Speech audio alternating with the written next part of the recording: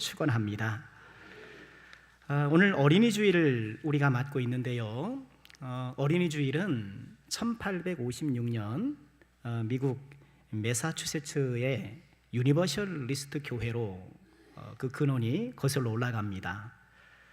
찰스 레오나드 목사님이라는 분이요, 6월 둘째 주일을 어린이 주일로 지키는 것을 시작으로 해서 이후 미국의 여러 교단에서 어린이 주일을 지켜왔는데요. 그 어린이 주일에는 어린이들을 축복하고 또 사랑하는 마음에서 교회를 꽃으로 장식했다고 해요. 그래서 우리나라에 들어왔을 때는 어린이 주일을 꽃주일 이렇게 부르기도 했대요.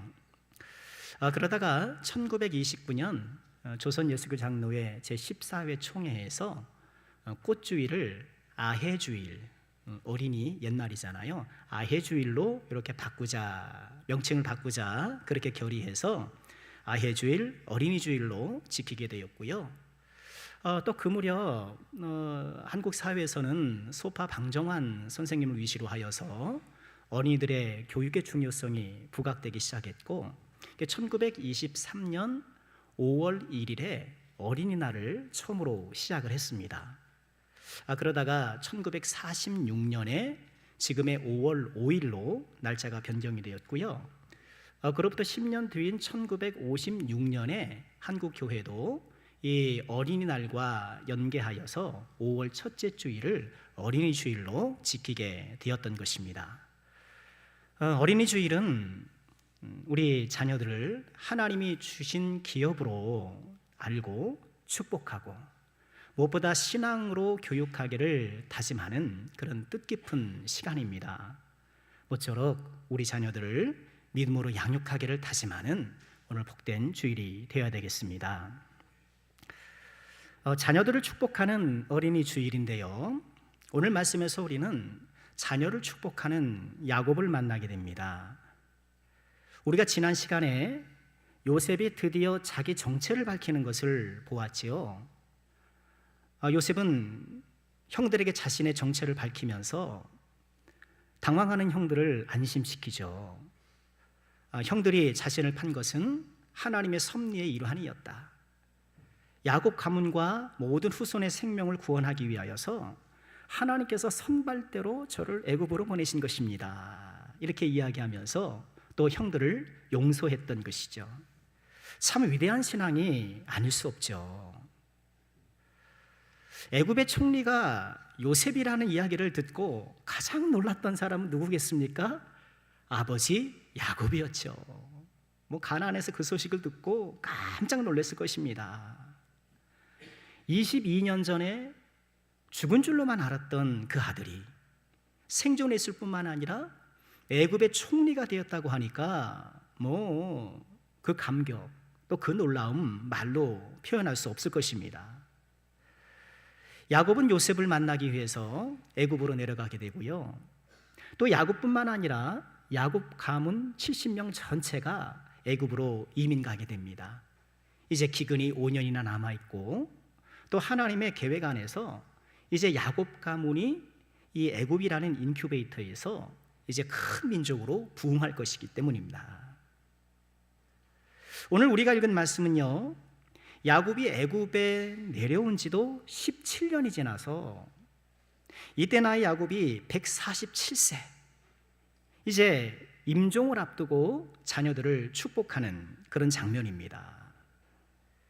오늘 말씀에서 우리는요, 먼저 축복하는 자 야곱을 살펴보고 또 아버지 야곱의 축복을 받은 많은 아들 가운데 요셉에게 주신 축복을 잠시 묵상해 보면서 우리에게 주시는 교훈을 살펴보려고 합니다. 먼저 우리는요, 오늘 말씀에서 축복받는 자에서 축복하는 자로 변화된 야곱을 보게 돼요. 지금까지 창세기에서 우리가 만난 야곱은요, 누군가를 축복하기보다는 그저 축복받기 위해서 몸부림치던 사람이에요.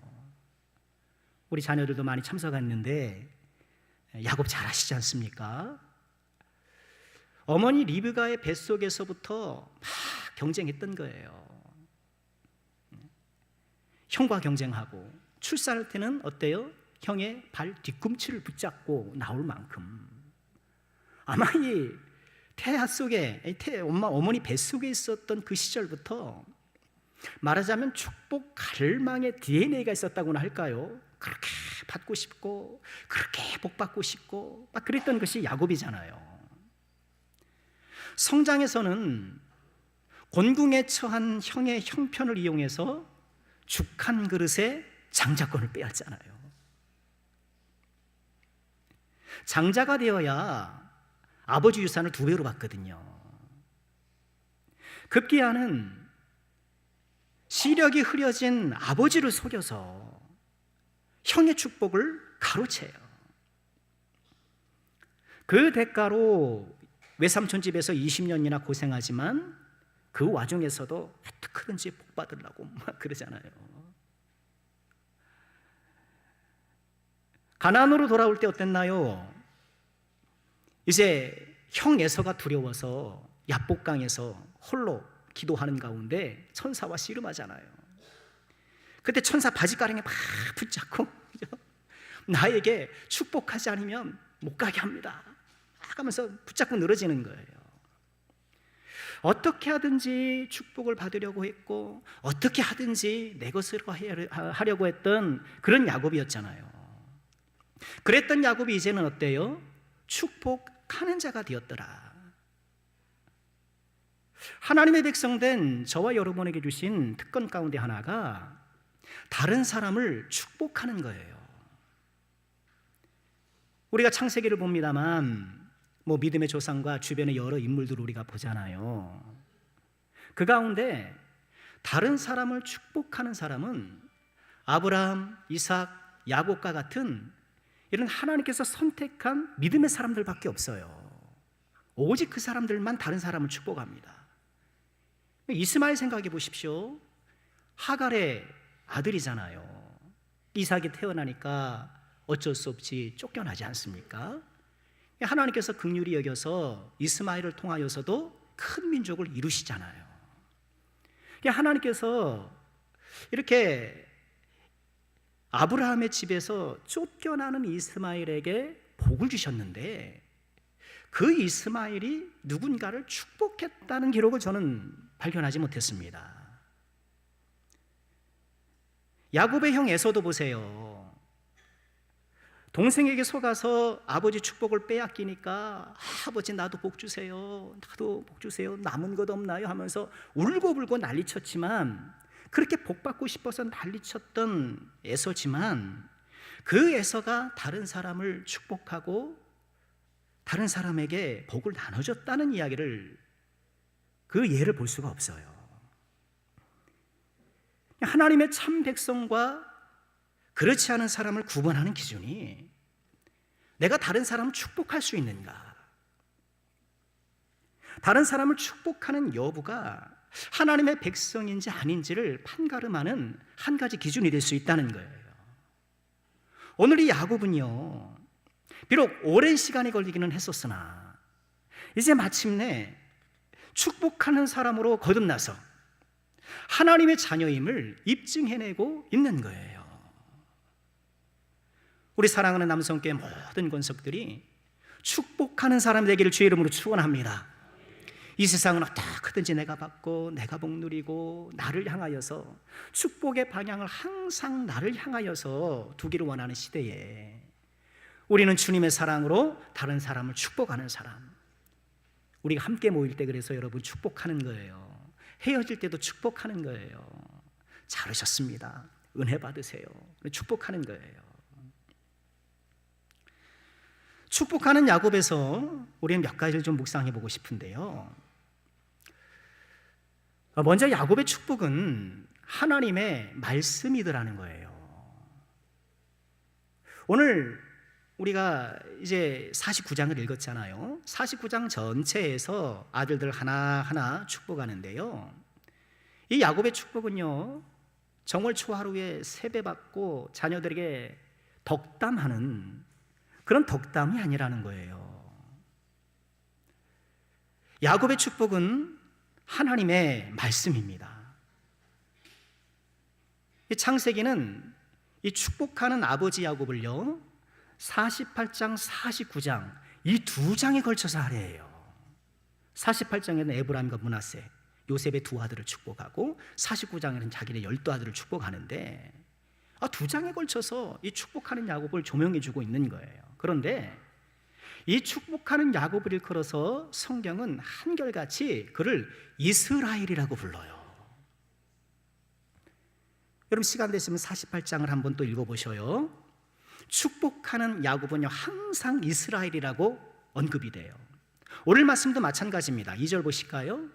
너희는 모여 들어라 야곱의 아들들아 너희 아버지 누구에게? 이스라엘에게 들어라. 그냥 단지 아버지로서 지금 덕담 같은 좋은 얘기 해주는 것이 아니라 야곱을 이스라엘로 변화시켜 주신 하나님의 은혜와 위엄 안에서 지금 이 말씀을 전하고 있는 거예요. 하나님 말씀이라는 거예요. 1절도 그것을 분명히 하지요. 야곱이 그 아들들을 불러 이르되 너희는 모여라 너희가 후일에 당할 일을 내가 너희에게 이르리라 하면서 지금 이 야곱이 임종 전에 하고 있는 이 축복의 말씀이 그죠? 좋은 말 한번 해주는 것이 아니고 야곱을 이스라엘로 변화시켜 주신 하나님의 은혜와 위엄 안에서 하나님의 말씀을 전하는 것이라는 것을 분명히 하고 있는 거예요. 우리 남성교회 모든 권속들이요 유언으로 하나님의 말씀을 남기길 주의 이름으로 축원합니다. 하나님의 말씀을 남길 수 있는 사람, 재산을 남기면 불화하는 경우가 많더라고요. 재산을 남기면 티격태격하는 경우가 있어요.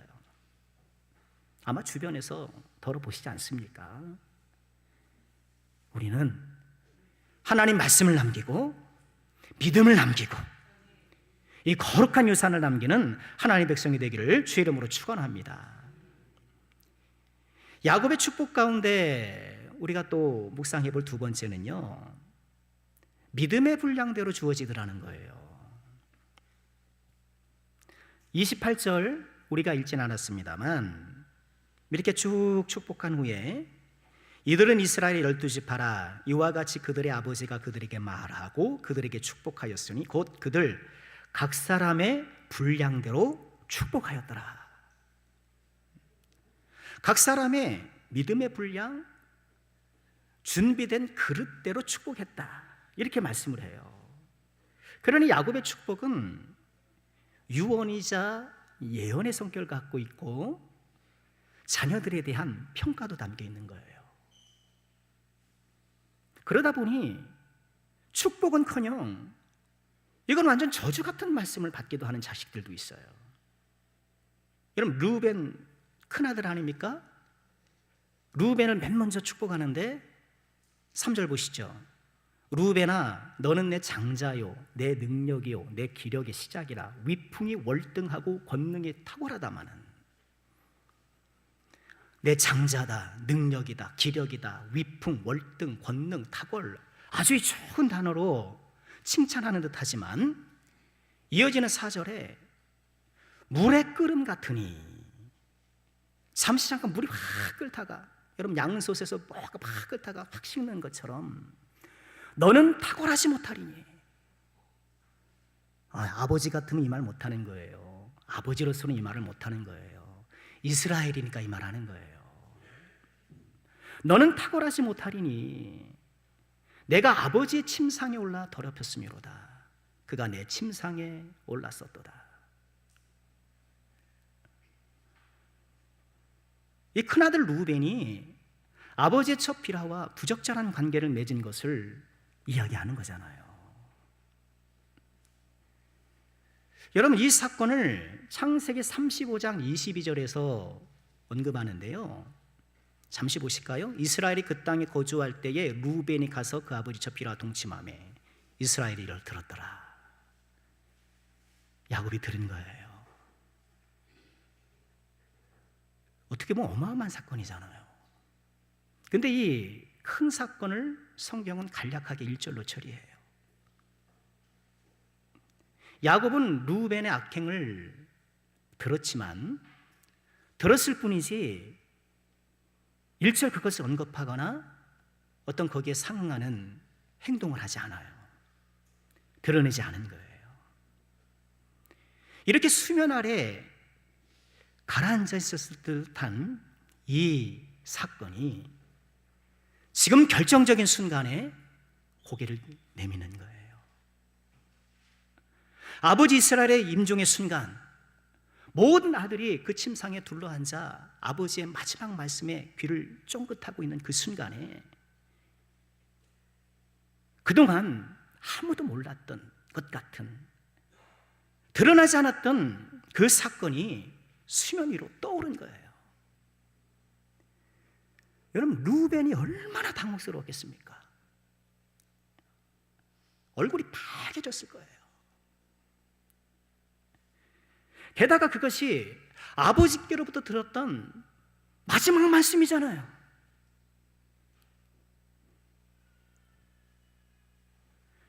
아버지로부터 듣는 마지막 말씀이 강력한 질책이라는 이런 불행을 겪게 되었던 거예요.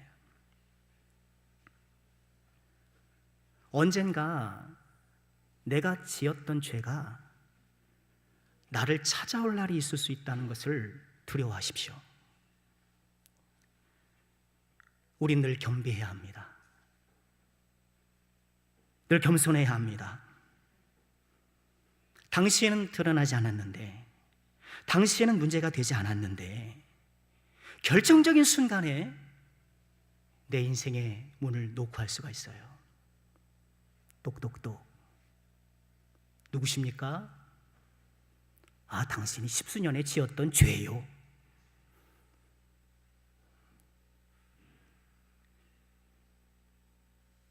하나님 믿지 않으셨어요. 회개만이 답입니다. 우리가 매 순간 그저 은혜로 살고 있음을 잊지 마시기 바랍니다.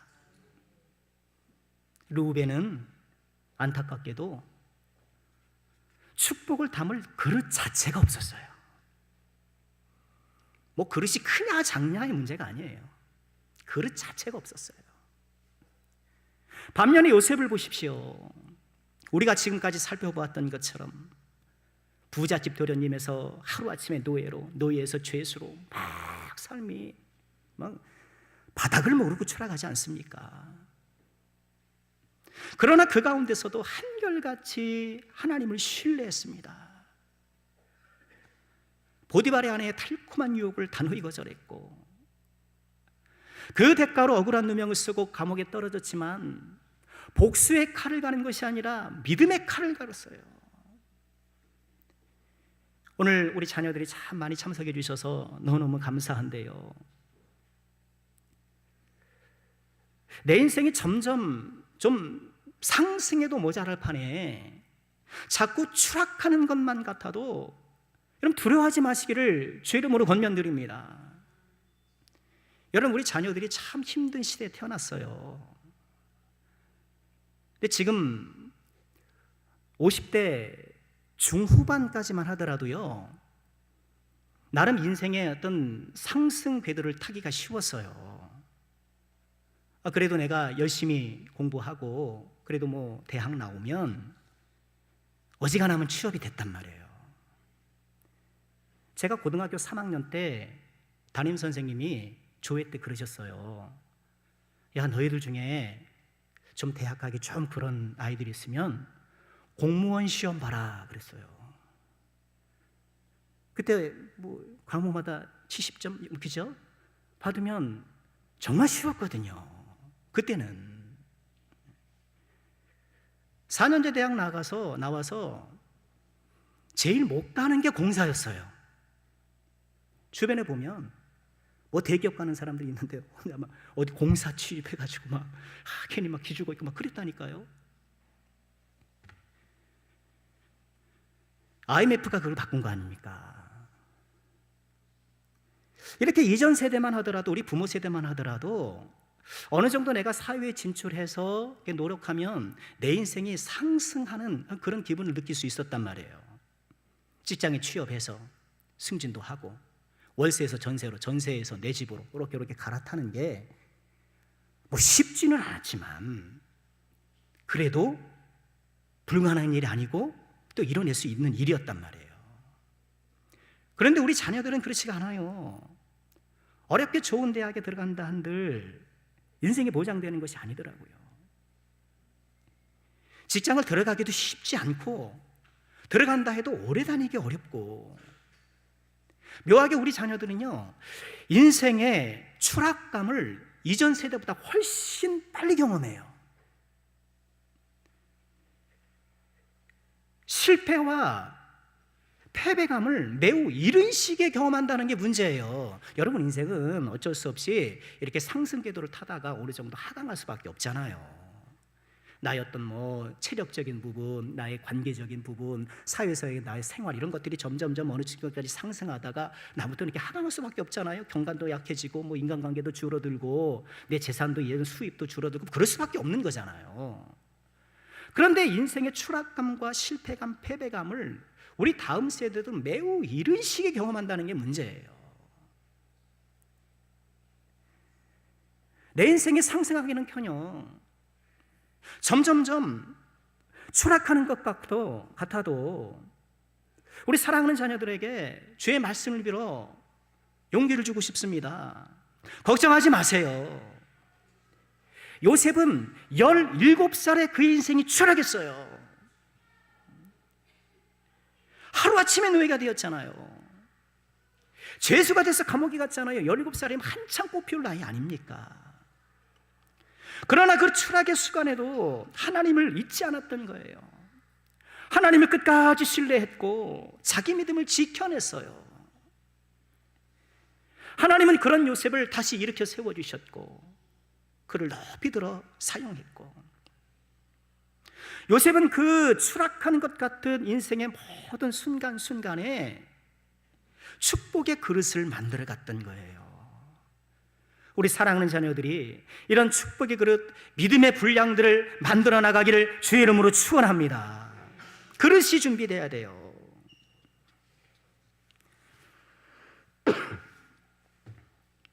제가 어릴 적에 동네에 홍수가 났었거든요. 저는 홍수를 한 2번 정도 경험했는데 강가에 살아서 그랬습니다. 물이 너무 많은 게 홍수인데 정작 마실 물이 없잖아요. 그러니 소방서에서 소방차가 온 거예요. 죄송합니다. 소방차가 물을 나눠주잖아요. 그러니까 집에 있는 그릇을 가져오라는 거예요. 여러분, 어떤 그릇을 가져가야 될까요? 너무 크면 또 못 가져가잖아요. 그렇죠? 크고 준비된 그릇을 가져가야 물을 받는 거예요. 우리 사랑하는 자녀들이 하나님의 은혜와 축복을 받을 믿음의 그릇을 준비하기를 주의 이름으로 축원합니다. 그런 우리가 되기를 주의 이름으로 축원합니다. 축복의 분량을 아름답게 준비한 요셉에게 아버지 이스라엘이 하나님의 축복을 듬뿍 담아주는 거예요. 꽉꽉 채워줍니다. 우리가 알고 있는 22절부터 26절까지의 말씀, 요셉의 축복 아닙니까? 다른 아들에게 말씀한 축복과 우선 분량적으로도 차이가 나요. 5절에 이르는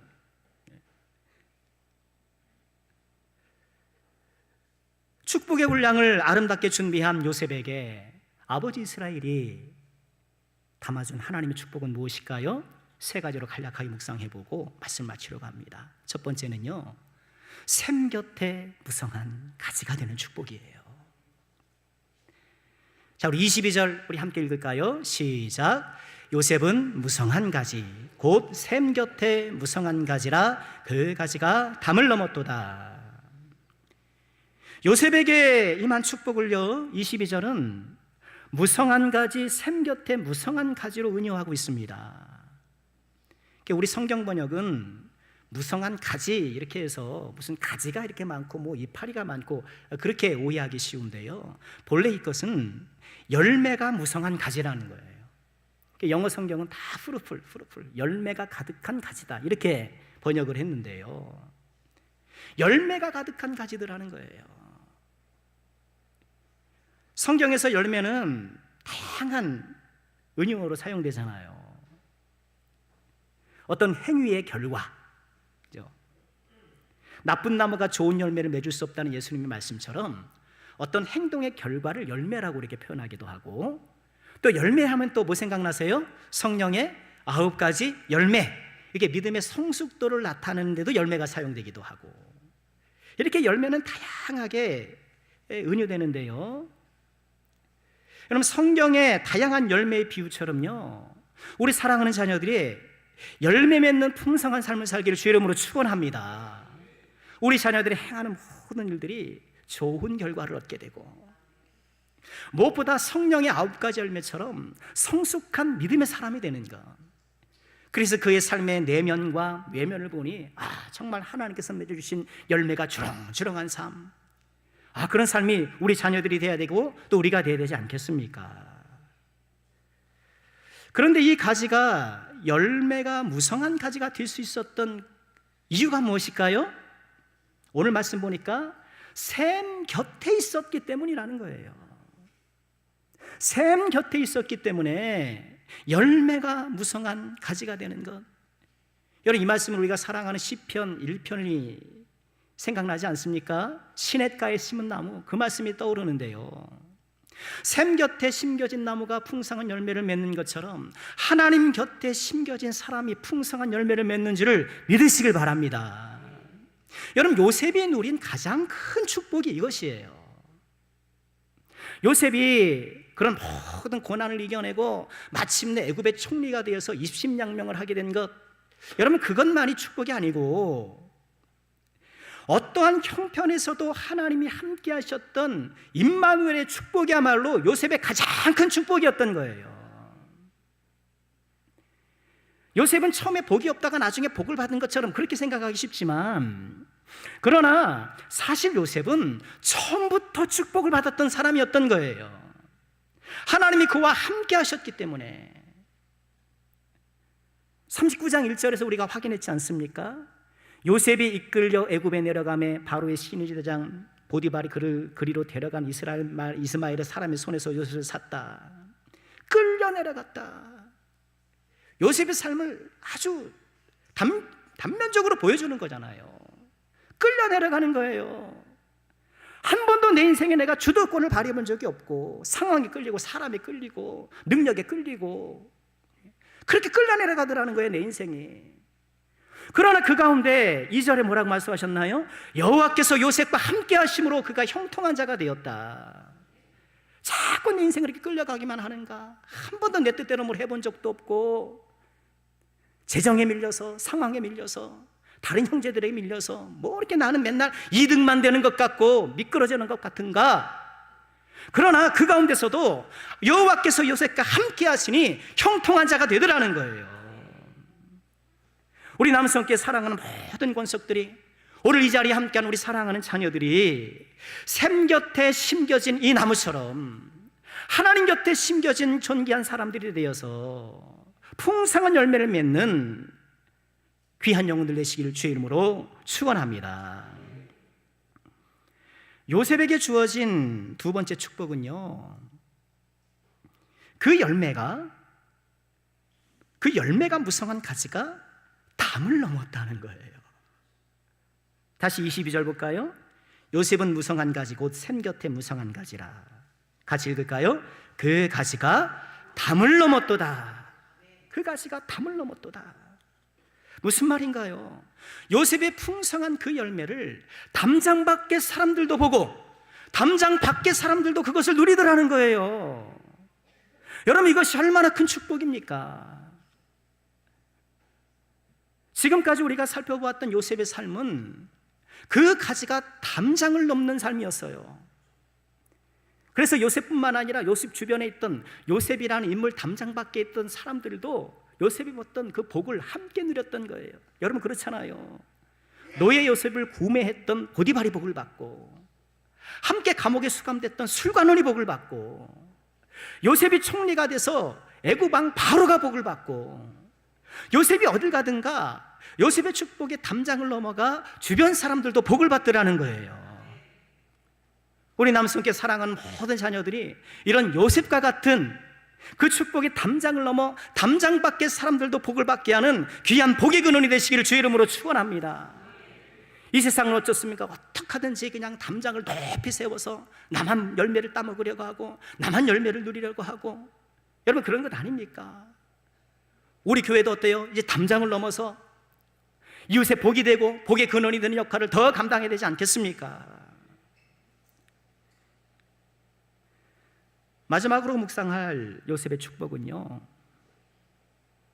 도리어 굳센 활의 축복이에요. 이런 요셉을 향해 23절을 보면 활 쏘는 자가 있었다 이렇게 말합니다. 23절 보실까요? 요셉을 활 쏘는 자가 그를 학대하여 적개심을 가지고 그를 쏘았다. 활을 쏘는 거예요.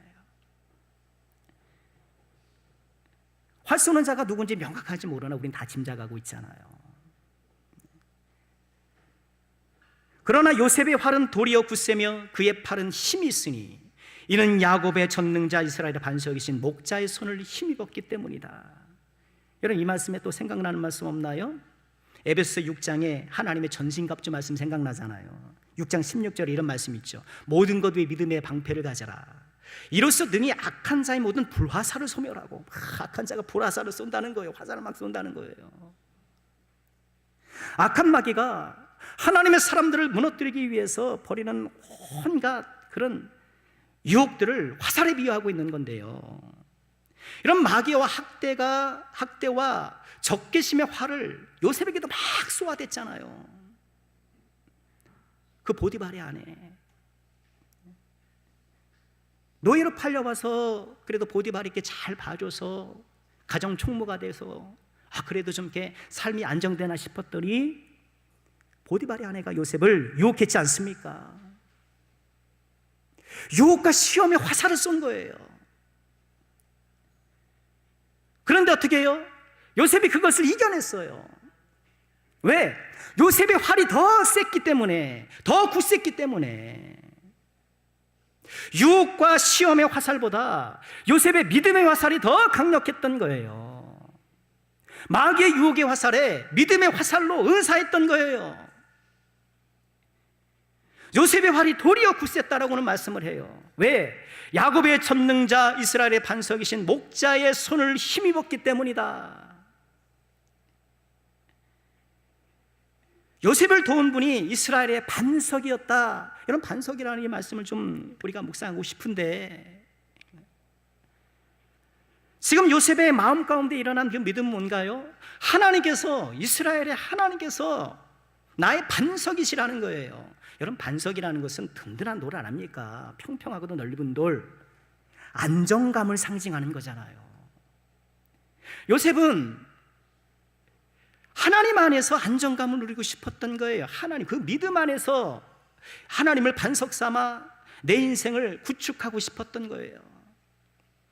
만약에 가정 총무가 주는 그 안정감을 원했더라면 보디발의 아내의 유혹에 적절히 대응했는지도 모르겠어요. 그러나 그것이 아니라 하나님이 나의 인생의 반석이요, 하나님만이 내 인생에 안정감을 주실 수 있는 유일한 분이라는 걸 믿고 그 반석 위에 서고자 했던 거예요. 우리 남성께 사랑하는 모든 가족들이 하나님이 내 인생의 유일한 반석임을 믿고 그 반석 위에 든든히 서기를 주의 이름으로 축원합니다. 사람들은 재물을 반석 삼고 인맥을 반석 삼고 자기 기술과 재능을 반석 삼아서 내가 이 기술이 있으면, 내 능력이 있으면, 이것이면 내 인생은 든든할 거야 하면서 그것을 반석 삼아 그 인생의 내 인생 구축을 하려고 하지만 하나님만이 우리의 반석인 거예요. 이 반석 위에 올라선 우리를 향하여서 계속해서 유혹과 시험의 화살은 막 쏘아대지만 그 반석 위를 벗어나지 않고 반석 위에 든든히 서서 이겨내는 요셉과 같은 사람. 우리 사랑하는 자녀들이 유혹과 시험의 화살이 빗발치는 이런 영적 전쟁터 같은 세상에서 믿음의 순결을 지키고 하나님의 성결한 백성으로 살아가기를 주 이름으로 축원합니다. 하나님만을 나의 유일한 만성으로 삼고 그 위에 든든히 서가는 우리와 우리 자녀가 되기를 거듭 주의 이름으로 축원합니다. 말씀을 마치려고 합니다. 어떻게든지 축복받으려고 몸부리치던 야곱이 이제는 축복하는 사람이 되었습니다. 하나님이 선택한 자녀들만 축복할 수 있어요. 내 자녀와 내 이웃을, 내 주변의 사람들을 축복함을 통하여서 하나님의 친백성임을 드러내시길 주 이름으로 축원합니다. 축복의 분량을 아름답게 준비했던 요셉, 하나님께서 어떤 축복을 주셨나요? 샘 곁에 무성한 가지가 되게 하시고 그 가지가 담장을 넘게 하시고 대적자들이 유혹과 시험의 화살을 쏘아대지만 하나님을 반석 삼아 믿음의 화살로 오히려 제압해버리는 존귀한 사람이 되었습니다.